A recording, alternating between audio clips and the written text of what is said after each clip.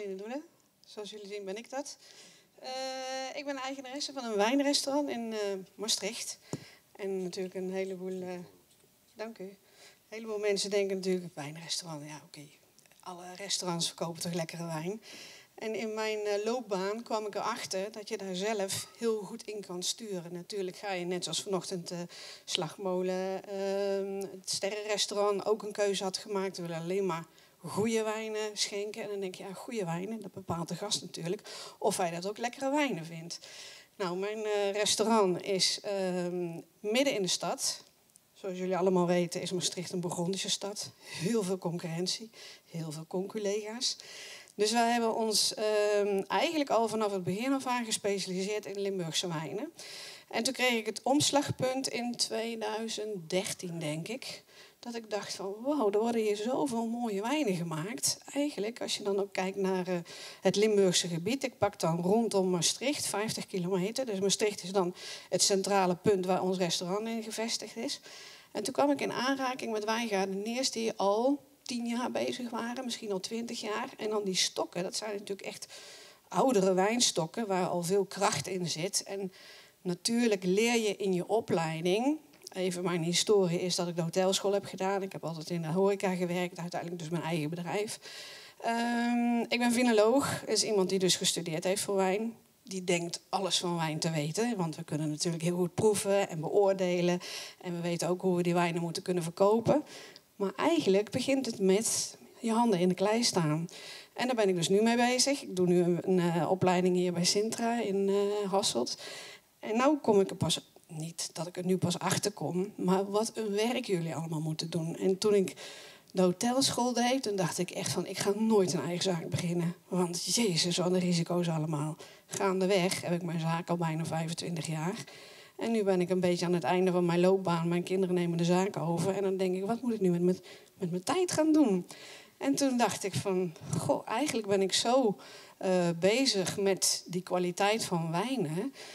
Ik ga die wijnmakers op een plateau zetten. Ik ga eigenlijk een beetje de voorloper worden van wat ik nu ben. Dat had ik nooit voor ogen gezien hoor. Want ik dacht echt van, dit zijn allemaal mannen en vrouwen die ertussen staan.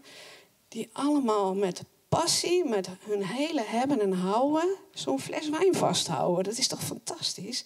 En toen dacht ik, en dat mag ik dus promoten en verkopen en aan de gast overhandigen. En ja, tot mijn verbazing werd ik uitgeroepen tot wijnambassadrice. Superleuk natuurlijk. Maar waarom? Ik dacht, nou, ik doe gewoon mijn werk en ik vind mijn werk leuk. Maar jullie doen dat. Wijngaardeniers hebben zoveel risico. Nou wil ik niet zeggen dat een ondernemer die een restaurant heeft geen risico's heeft. Want 4 jaar geleden met de lockdown, toen dacht ik ook van oké, en nu dan? Ja, nu zijn we alweer 4 jaar verder. Niemand heeft het er meer over. En als je nu denkt aan afgelopen maandagnacht... dan denk ik dat jullie allemaal gedacht hebben van... oké, en nu dan? Maar het leven gaat gewoon door. En de natuur laat zich niet dwingen. Dit alles bij elkaar brengt mij tot wat dus mijn onderwerp is... promotie van Limburgse wijnen. Dat doen wij eigenlijk puur uit natuurlijk de promotie van ons eigen restaurant... maar vooral voor de wijnmakers op een platform te zetten... omdat ik respect heb voor... wat het betekent om die wijn in de fles te krijgen. In Italië, Spanje, Frankrijk, iedereen die weet waar de wijnlanden zijn. Hier zijn het allemaal postzegeltjes, daar zijn het complete grote wijngoederen. En ik denk, jullie gaan toch wel echt een enorme risico aan. En daar heb ik respect voor. En nu nog veel meer, nu ik zelf met mijn handen in de klei sta. Want ik loop nu stage in een wijngaard in Voerendaal. En dan maak ik het ook mee... Dat natuurlijk is het in onze opleiding leren we de wijngaard. Je moet de juiste wijndruiven kiezen op de juiste bodem. De hand van de wijnmaker bepaalt uiteindelijk wat in het glas komt. Allemaal clichés. Maar dan, dat stukje ertussenin zitten... want je hebt natuurlijk dat mensen beginnen met een wijngaard... en denken van, oh, ik heb groene vingers en het lijkt me zo leuk. En ik vind het ook nu heerlijk om in die wijngaard te staan. Geen stress, geen social media, heerlijk, super ontspannen... Maar dan krijg ik ook nog het stukje van de wijnkelder mee. Fase 2 noem ik dit maar eventjes. Fase 1 is de wijngaard, fase 2 is de wijnkelder. Dan moeten ze een hele wijnkelder aanleggen. Wat een geld. En dan moet je de wijnen nog verkopen. En daar kwam ik dus achter, 10 jaar geleden. Ik denk van, die hebben allemaal die kelders vol liggen. En als wijngaardenier sta je er niet bij stil dat als jij inderdaad in productie gaat, dat je ook die wijnen nog moet gaan verkopen. En dat laatste stukje, daar zit ik dus in. Dus ik ben eigenlijk andersom begonnen. Ik ben begonnen als ambassadeur en verkoper van de wijnen naar de consument. Want je bent sommelier en je vertelt het verhaal. En alle medewerkers die bij mij werken zijn allemaal sommeliers. Dus die weten waar ze het over hebben. Maar een wijngaardenier moet dat stuk ook nog eens een keer erbij doen. Dus en de wijngaard en de wijnkelder en de verkoop van de wijnen. En ik denk dat als jullie nu in een stadium staan, dat zeker bij degenen die al langer als 20, 25 jaar in die wijngaard zitten. Karel vertelde het vanochtend en dacht ik echt van ja, dit is booming business. Het is hier echt een goed klimaat om een mooi verhaal te kunnen vertellen. Wij doen het heel kleinschalig. Met een pop-up restaurant. Dat gaat zometeen plaatsvinden in Raar. Een klein gebiedje, een klein dorpje vlakbij Meersen, vlakbij Maastricht.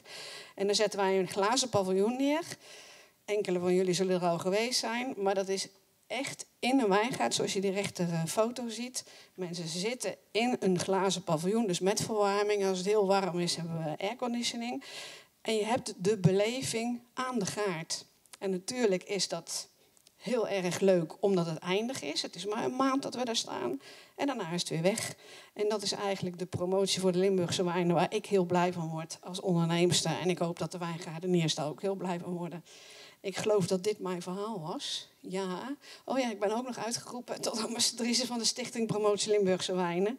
En daar ben ik ook trots op. Dus 2 keer ambassadrice. En ik blijf dit doen. Want ik ben nu dus wijnmaakster in de wijngaard. En volgend jaar, na 3 jaar opleiding, echt bloed, zweet en tranen. Waarvan ik denk, ik heb me helemaal onderschat in die wijngaard. Want dan denk je dat je het theoretisch te weten. En dan heb je zoveel kennis in je hoofd. En dan moet je het toepassen. En dat blijkt toch echt wel iets heel anders te zijn. Dus ik wens jullie allemaal heel veel succes. Ik vond het leuk om even iets mijn verhaal te vertellen. Dankjewel.